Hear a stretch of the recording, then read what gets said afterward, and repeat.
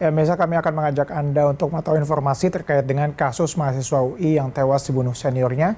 Kita sudah terhubung dengan ayah dari korban, M. Zidan. Ada Bapak Sohibi Arif. Selamat sore Pak Sohibi Arif. Tentunya kami juga turut berduka Pak atas apa yang diderita oleh keluarga Bapak, utamanya adalah anak Bapak ya Pak.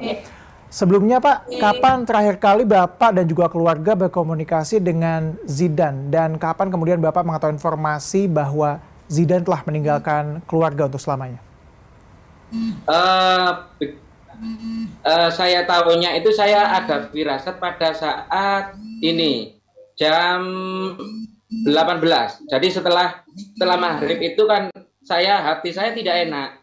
Saya akhirnya untuk menghubungi anak saya. Tetapi pada saat saya menghubungi di situ HP sudah dalam keadaan tidak aktif.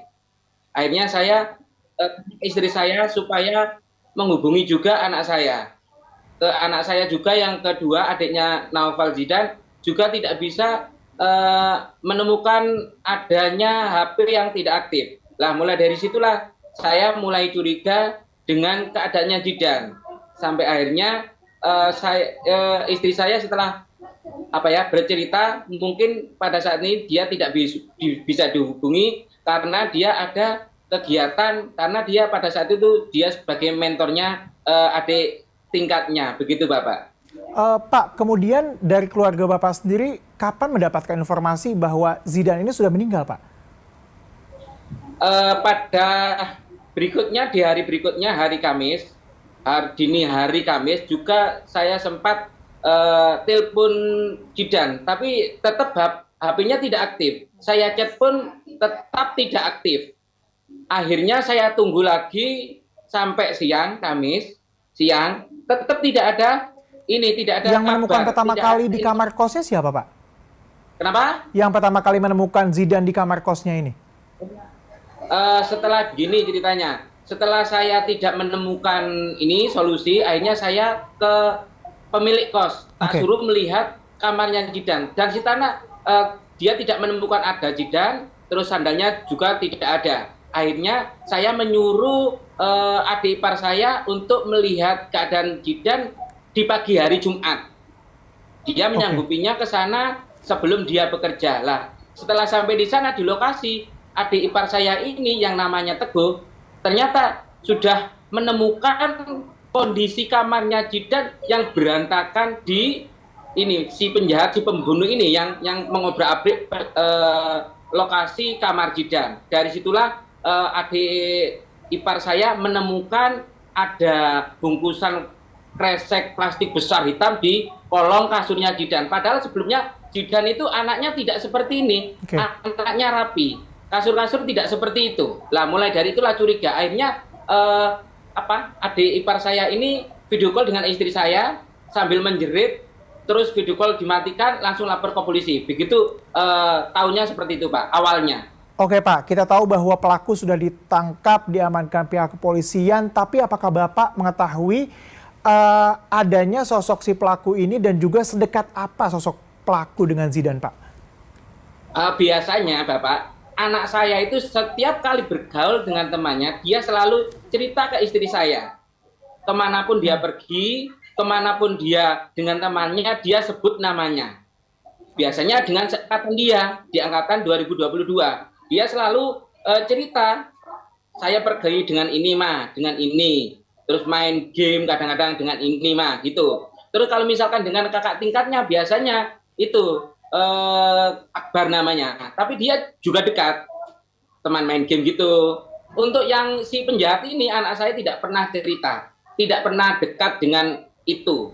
Ini yang saya dari cerita-cerita anak saya, karena dia tidak pernah menyebut nama penjahat ini, tidak pernah.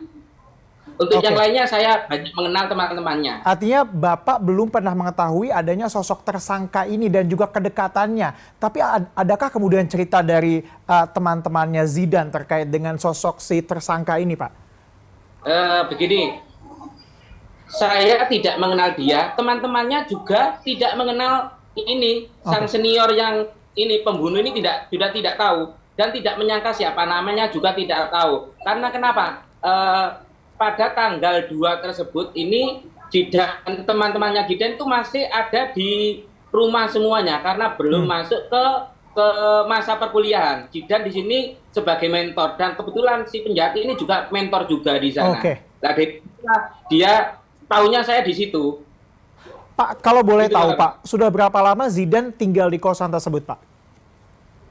Mulai dia semester 1, berarti tahun 2022.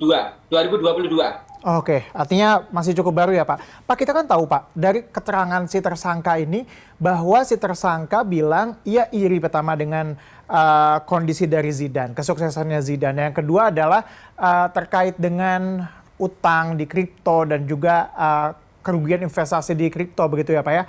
Tapi apakah Bapak mengetahui kalau Zidan juga ikut atau tidak Pak investasi digital atau kripto ini? Kalau yang diberitakan oleh si penjahat itu sepertinya apa dibuat-buat ya. Seperti begitu. Sepertinya kalau saya, biasanya anak saya melakukan apapun dia selalu cerita pada saya, kepada istri saya. Kalau mungkin si penjahat ini mengaku main kripto apa itu, kalau saya sepertinya tidak seperti itu. Bapak mencurigai ada motif lain artinya Pak? Dengan apa yang dilakukan kesehariannya, begitu. Bapak mencurigai ada motif lainkah di balik pembunuhan ini? Sebelumnya saya tidak menyangka kalau motif lain mungkin kalau yang saya tahu katanya yang diceritakan oleh si penjahat ini karena terlilit hutang. Kalau dilihat itu bisa jadi seperti itu.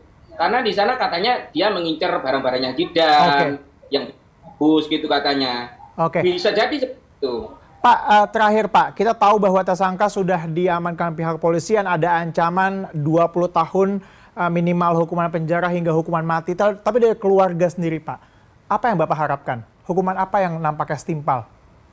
Yang setimpal bagi saya, dia harus hukum mati, tidak boleh ditawar lagi. Kalau dia misalkan minta maaf itu tidak boleh, karena itu sudah direncanakan dan sudah disengaja oleh penjahat itu. Jadi saya menyarankan kepada media, kepada pihak berwajib untuk memberikan hukuman mati atau sekarang juga dia ditembak. Itu untuk saya.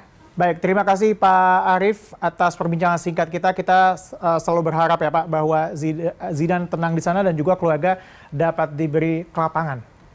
Terima kasih Pak.